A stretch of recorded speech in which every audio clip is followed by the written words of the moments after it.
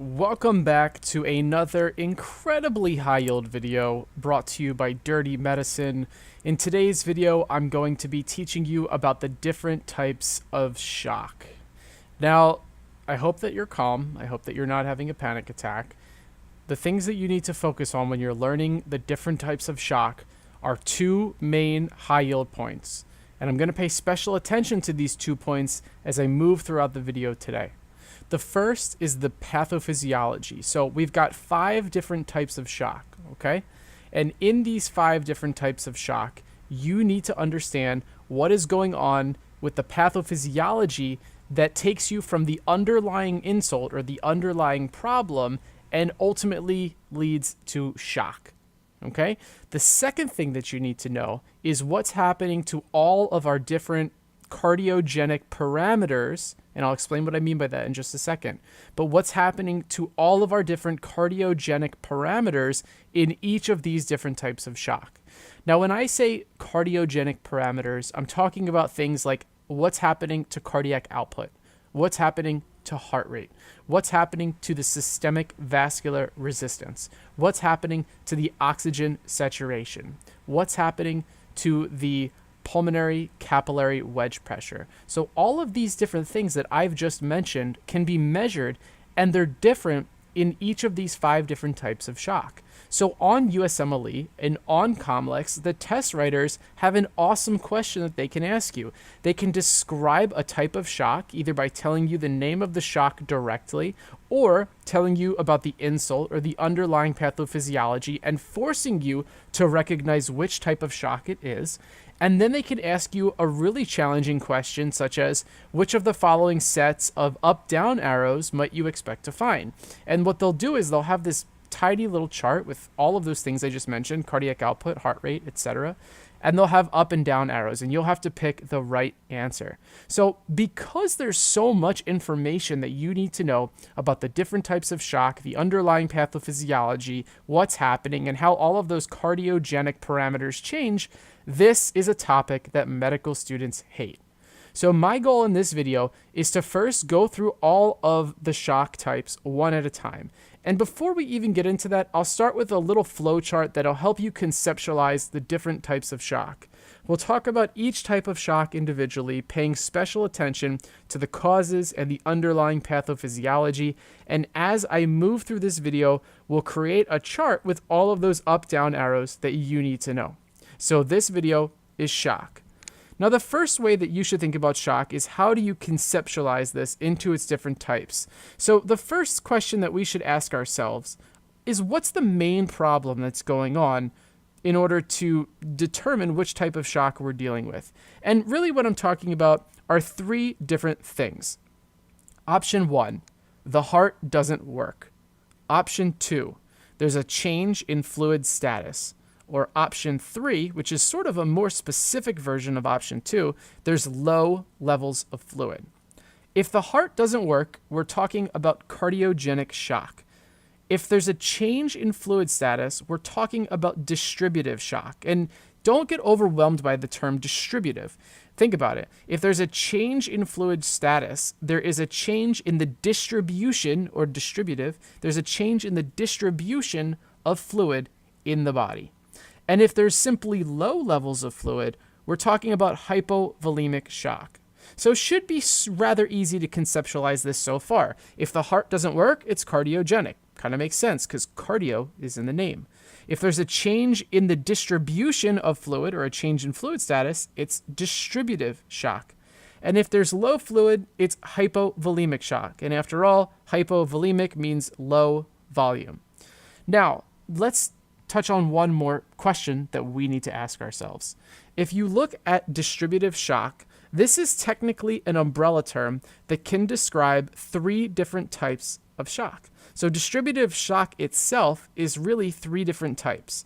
So the next question that you need to ask, if you've determined that the problem is a change in the fluid status, but we're not talking about hypovolemic shock, the next thing is you say, well, what's the underlying problem?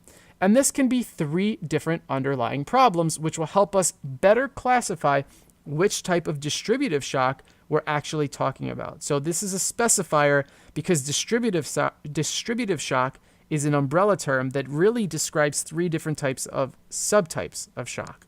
Now, what's the underlying problem if we've already determined that this is distributive? Well, you can have an abnormal response to an infection, you can have a loss of sympathetic tone, or you can have an anaphylactic reaction. Now, if it's an abnormal response to an infection, we're dealing with septic shock. If we've lost sympathetic tone, and I'll get into how exactly that happens, but if we've lost sympathetic tone, then we're dealing with neurogenic shock. And if it is an anaphylactic reaction, then of course, as the name implies, we're dealing with anaphylactic shock. So this is how I conceptualize the different types of shock. And as you can see by reading this flowchart, I try to keep it rather stupid and simple, right? Heart doesn't work, change in fluids, low fluids, abnormal infection, loss of sympathetics, or anaphylaxis. So these are our 5 different types of shock. We've got cardiogenic, septic, neurogenic, anaphylactic, and hypovolemic. Again, all of distributive shock really refers to 3 different subtypes, and that's septic, neurogenic, and anaphylactic. So now that I've shown you how to conceptualize this in your brain, I think it would be a good idea if I went through each of these types of shock, the 5 different types, one at a time, talked about the underlying causes and the underlying pathophysiology, and then we'll wrap up each type of shock with that nice chart with the up-down arrows, and I'll even throw in some mnemonics at the end. So let's start with cardiogenic shock. And again, this is because the heart won't work, hence the name cardiogenic. So you've got some type of underlying event that damages the heart. And when the heart gets damaged, this causes a decrease in cardiac output, a decrease in blood pressure, and of course, as a result, a decrease in tissue perfusion. Now, this is going to cause 3 things to happen. The first is that you're going to get an increased release of catecholamines. And catecholamines, of course, cause vasoconstriction. The next thing that you're going to get is activation of the RAAS system. Now, this will also cause vasoconstriction, and it will also cause the retention of sodium and free fluid to attempt to correct the decrease in cardiac output. And the last thing that you'll get is the shunting of blood to the brain and the vital organs. Because after all, if the heart is having some type of issue and can only supply a little amount of blood, then the body preferentially wants that blood to reach the brain and the vital organs, and it's willing to sacrifice what's considered non-vital organs. So these changes, these compensatory mechanisms, lead to one thing, and that's an increase in the myocardial work and oxygen demand. Because think about it, with more vasoconstriction and more retention of sodium and free fluid and shunting of blood to other areas that otherwise would not normally have blood shunted to them, the demand on the heart is going to increase. But as you can quickly see, that is problematic because the underlying event is that the heart has a problem and can't pump. So when you get this compensatory mechanism that demands more work on an already dysfunctional heart, this makes cardiogenic shock worse and ultimately leads to death. So as I've summarized on this slide, the pathophysiology is a decrease in cardiac output that just gets worse and worse over time. Some common causes of cardiogenic shock, and of course this is not an all-inclusive list, it's just some common causes, are heart attacks, cardiomyopathy, myocarditis, drug-induced cardiogenic shock, so stimulants like cocaine or methamphetamine, arrhythmia, septal defects or ruptured valves. Anything that damages the heart either directly or indirectly can cause cardiogenic shock. So very, very high yield to understand the pathophysiology you see on this slide, and very, very important to understand that there are several different causes that can all damage the heart and lead to the same end result. So let's talk about those up-down arrows that you need to know for test day. So our first type of shock is cardiogenic shock. And as you see on this slide, these are the changes for cardiac output, heart rate, central venous pressure, pulmonary capillary wedge pressure, systemic vascular resistance, and oxygen saturation. So it's cardiogenic, so cardiac output is down, but the heart rate is increasing in attempt to compensate for the decreased cardiac output. Central venous pressure will either be not changed or increased. Pulmonary capillary wedge pressure will be increased because all of that fluid that can't be pumped is just sitting there in the pulmonary capillaries.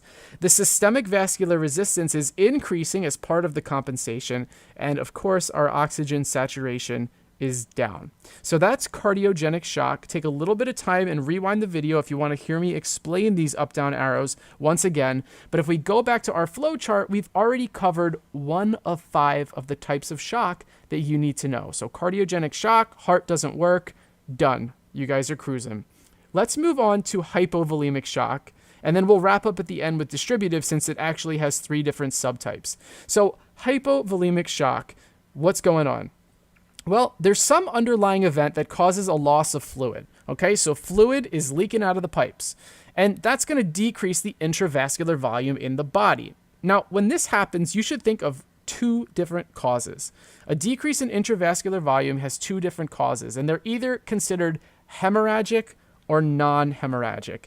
And what you should think of, if this is too complex for you, although I hope it's not, is the problem due to blood or is the problem due to water? So when we lose intravascular volume, we can either lose blood or we can lose water. So hemorrhagic causes all lose blood. So you want to think of things like trauma, right? Somebody gets hit with a baseball bat and they get hit in the stomach and all of a sudden their spleen just hemorrhages into their abdomen. Or maybe someone gets stabbed with a knife right in the heart and all of a sudden they're just squirting blood out of their chest. Okay, so those are hemorrhagic causes of intravascular volume loss. The other thing that can happen is GI bleed. So anything that will cause a GI bleed, whether it's an ulcer or some type of esophageal varice, anything along those lines that causes a massive blood loss decreases the intravascular volume. And the other big one that you want to keep in mind is postpartum hemorrhage. Now, those are all blood problems, right? Hemorrhagic blood loss. But on the other side of the equation, you can have a decreased intravascular volume due to water problems. So just like you can lose blood on the left, you can lose water on the right. So how do we lose water? Well, diarrhea, vomiting, burns, salt wasting, all of these different types of pathologies cause a decreased intravascular volume due to water problems, water loss. So in either event, the intravascular volume is down, and that is how you get hypovolemic shock. So now let's talk about some up-down arrows. Here's where we are with hypovolemic shock. So cardiac output is going to be down because there's simply not enough volume and therefore not enough cardiac output to circulate that decreased volume. But the heart rate is going to be up to try to compensate. Central venous pressure will either be unchanged or down because volume is down. Pulmonary capillary wedge pressure will also be down because there's less fluid sitting in the pulmonary capillaries. The SVR, systemic vascular resistance, will be up because the body's trying to compensate for that hypovolemic shock. And oxygen saturation will, of course, be down. On 2 major types of shock, we had cardiogenic, where the heart doesn't work, and then hypovolemic, where there's low fluid either due to blood loss or water loss. Now let's talk about the different types of distributive shock. So remember that when we talked about distributive shock, we had to ask a second question. And that second question was, what's the underlying problem? This can either be an abnormal response to an infection, the loss of sympathetic tone, or anaphylaxis. When we talk about the abnormal response to an infection, we're talking about septic shock. And in septic shock, you have the introduction of a foreign pathogen that causes the release of acute phase reactants and causes massive vasodilation in an inflammatory reaction. In loss of sympathetic tone or neurogenic shock, there's some injury to either the brain or the spinal cord, which decreases the body's ability to use its sympathetic tone, aka the body cannot vasoconstrict. And if the body cannot vasoconstrict, it's going to vasodilate. Okay? And when anything vasodilates, whether it's septic due to pathogens or neurogenic due to a spinal cord injury and subsequent loss of sympathetic tone, all changes in vasodilation will cause a change in the distribution of fluid. And that's why this is a type of distributive shock.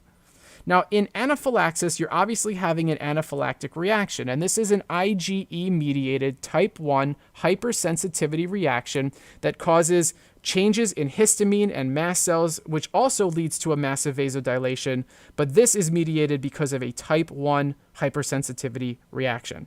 Again, in all 3 of these types of distributive shock, the underlying problem is technically functionally the same. You're having either a vasodilation or an inability to vasoconstrict, causing an indirect vasodilation. And in all of those scenarios, you're changing the distribution of fluid in the body, hence the name distributive shock. So now let's go back to these really high yield up-down arrows. What you'll notice for the different types of distributive shock is that in septic shock, the cardiac output is actually going to be up because remember, this is a response to an inflammatory reaction, and therefore the body is trying to compensate for that by dispersing more blood throughout the body to fight and eradicate said infection.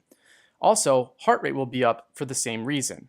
Now, central venous pressure is going to be unchanged or down because as the body continuously vasodilates, then that central venous pressure will drop. And likewise, the pulmonary capillary wedge pressure will drop because less blood is sitting in the pulmonary capillaries since the body is undergoing massive vasodilation. Systemic vascular resistance is obviously down, and of note, systemic vascular resistance will be down in all three types of distributive shock because the commonality between them is that all three of these distributive types of shock feature vasodilation or indirectly vasodilation by inability to vasoconstrict. Oxygen saturation is actually up in septic shock, and we'll come back to this exception in just a moment. Now, in neurogenic shock, the cardiac output is down and the heart rate is down. In this case, it's the inability to use sympathetic tone. And because sympathetic tone is a major driver and mediator of cardiac output and heart rate, both of those factors are down. Central venous pressure is unchanged or down because you simply don't have the sympathetic drive to maintain your cardiac output, so there's not enough pressure in the system. Because there's not enough pressure in the system, there's less circulating free blood, which means that the pulmonary capillary wedge pressure is also down. Because this is an inability to vasoconstrict, and therefore you're indirectly vasodilating, your systemic vascular resistance is down. And like all of the types of shock, with the exception of septic, which again, we'll come back to in just a second, oxygen saturation is down. Let's wrap up with the up-down arrows for anaphylactic shock. Now, this is, again, a type 1 hypersensitivity reaction mediated by IgE with also some help by the mast cells and histamine and all that stuff that you learned in immunology. In this case, cardiac output is down. It simply cannot keep up with the demand due to the massive vasodilation. Heart rate, however, will compensate. There's no problem with sympathetic tone in anaphylactic shock. In neurogenic shock, you do have a problem with sympathetics, and therefore heart rate cannot compensate. But in anaphylactic shock, heart rate is certainly compensating. Central venous pressure and pulmonary capillary wedge pressure and systemic vascular resistance are all down because the anaphylactic shock is still a vasodilatory process, and therefore when that vasodilation occurs, you have less blood in your central venous system, less blood in your pulmonary capillaries, and obviously SVR is down because you're simply vasodilating. Oxygen saturation is also down.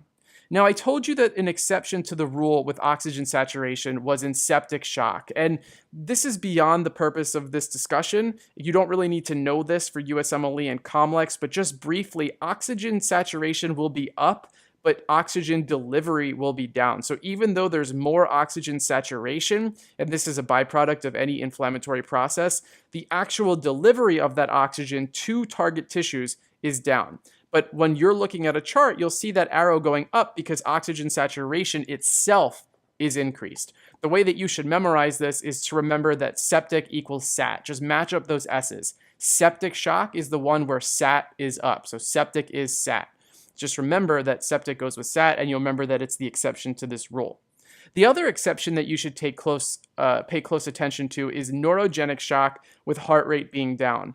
In all of these types of shock, heart rate is up because it's trying to compensate. But in neurogenic shock, you don't have the sympathetic tone required to drive that heart rate to compensate for the decreased cardiac output. And because of that, you can remember this as saying neurogenic has no heart rate compensation. So just like we matched those S's for septic and sat, for neurogenic, we match those N's for neurogenic and no.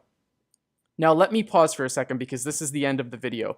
This is incredibly high yield, and I hope that you understand this discussion and can reason through these up-down arrows. If you're taking your test and have trouble recalling these, I think that the best way to go about this is not to memorize it, but rather to reason through it. Ask yourself, what's going to happen if the heart, tears a hole in it? How will cardiac output change? How will heart rate change? Etc., etc. And if you reason through it, it should make sense.